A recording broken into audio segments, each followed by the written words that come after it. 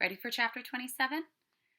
Before we get started, was thinking at the end of the last chapter how and why Eric decided to leave those notes for Annie and George. He didn't know what was going to happen. I wonder what made him think that he needed to explain it or put it in more of a kid talk for these two people who are important into his life. What do you think? Why did he do it? Something to think about. Chapter 27. The next day was the day of the big science competition at school. George left home early. He said goodbye to his pig, kissed his mother, and put Eric's book on black holes into his school bag, and scooted out the door, breakfast in hand. His dad offered to take him out to school on the back of his bicycle made for two, but George said, "No thanks, Dad," and was gone, leaving his parents feeling like a small tornado had just swept through the house. George ran up the road, and when he got to the main intersection, he looked back to see if either of his parents were waving at him from the front door. When they weren't, he turned left at the corner instead of right, the direction he would have taken to school. He knew he didn't have much time, so he hurried along as fast as he could, and as he ran, thoughts were streaming through his head.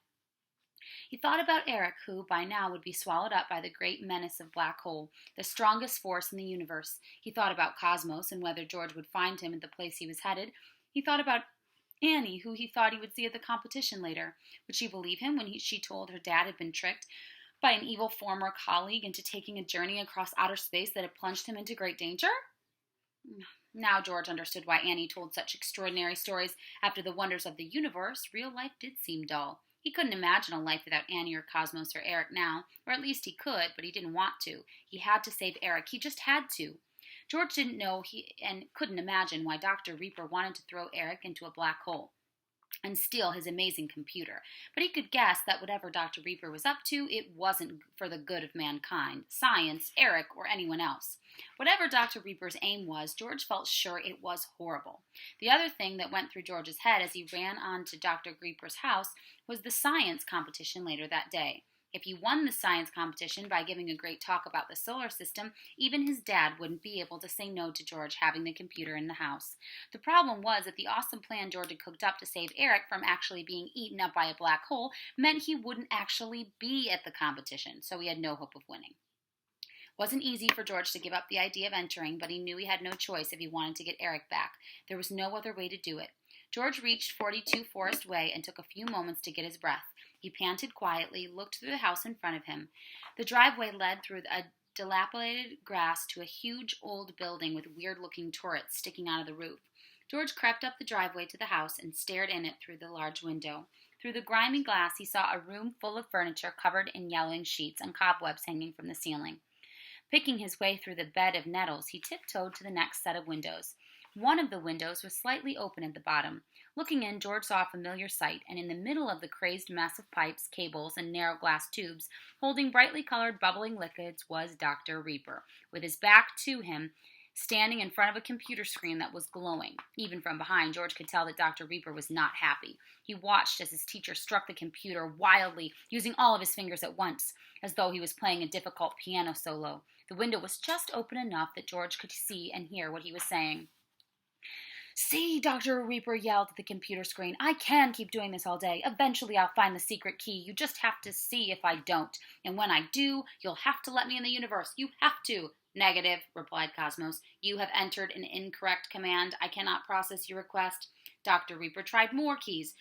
Said Cosmos. Type 2993. "Grr," said Dr. Reaper. "I will crack you, Cosmos. I will." At that moment, his phone rang. He snatched it up. "Yes," he said into the receiver. "Oh, he said in a more polite voice. Hello, you got my message?" He coughed in a very fake way. "I'm not feeling so good today. No, just a bad cold. I think I'll have to take the day off. Such a shame about the competition." He coughed a few more times. "Sorry, have to run. I'm feeling really foggy. Bye." He slammed the phone down and turned to Cosmos. "See, little computer? Now I have all day." "I do not operate for anyone who is not a member of the Order," replied Cosmos, sounding very grave. "Ha, ha, ha," Dr. Reaper laughed crazily. "So the old order still exists, does it? Those silly busybodies who think they can save the planet and humanity." "Those fools," he said.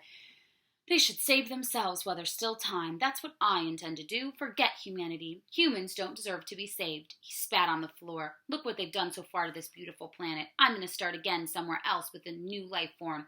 Those silly boys think I'll be taking them with me, but I won't. Ha ha ha. I'll leave them here to die like the rest of human race. I'll be the only one left in the universe. Me and my new life form, which will obey my every word. All I need is to get out of here into outer space. You, Cosmos, are going to help me. Negative, replied Cosmos. I refuse to operate for a non-member of the Order.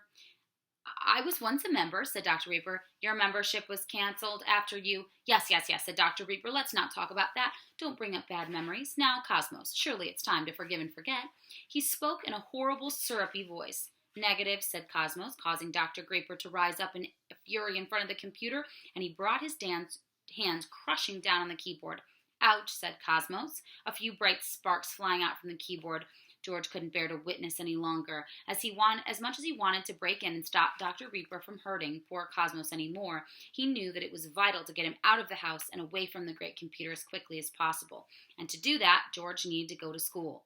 He ran back until he got to the school gates, and big buses were sitting on the road as hordes of children wearing different color uniforms climbing out of them. There were other kids from nearby schools arriving to take part in the science competition. George weaved through the crowds, saying, excuse me, sorry. He was searching for someone in particular.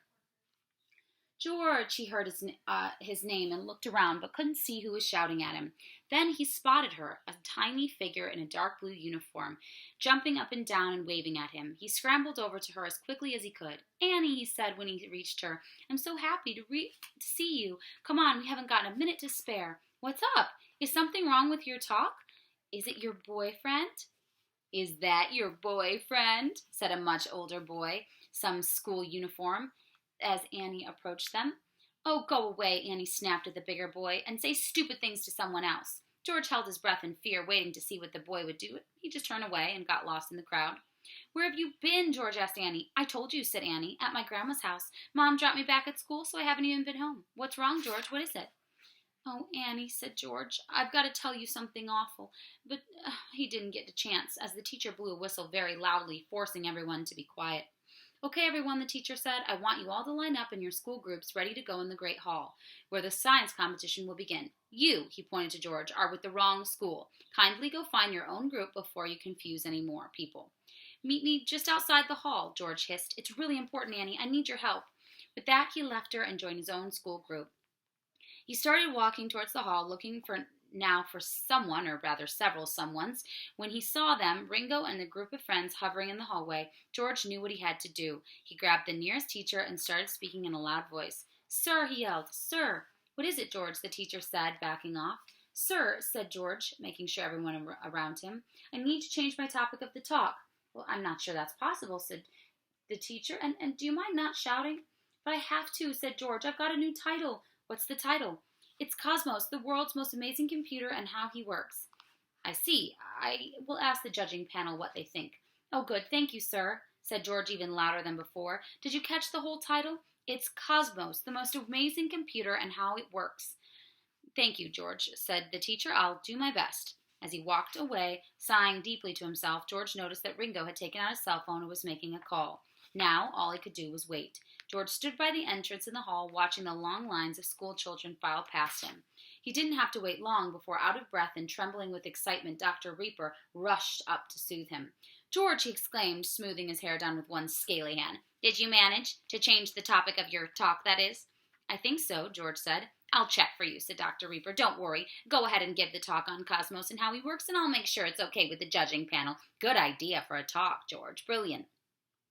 Then the principal came by. Reaper, he said, I thought you were ill today. I'm feeling much better, said Dr. Reaper, and looking forward to the competition. That's the spirit. I'm so glad you're here. One of the judges had to drop out, so you're the man to take its place. Oh, no, said Dr. Reaper hurriedly. I'm sure you can find someone better. Nonsense, said the principal. You're just the ticket. Come along, Reaper. You can sit with me. Grimacing, Reaper had no choice but to follow the principal and take a seat next to him at the front of the hall. George waited by the door until he saw Annie, and again coming towards him with a great gaggle of kids in blue uniforms. As she walked past, he grabbed her sleeve and pulled her in the great river of children. We've got to go, now. Where, said Annie. Where do we have to go? Your dad's fallen into a black hole. Follow me. We have to rescue him.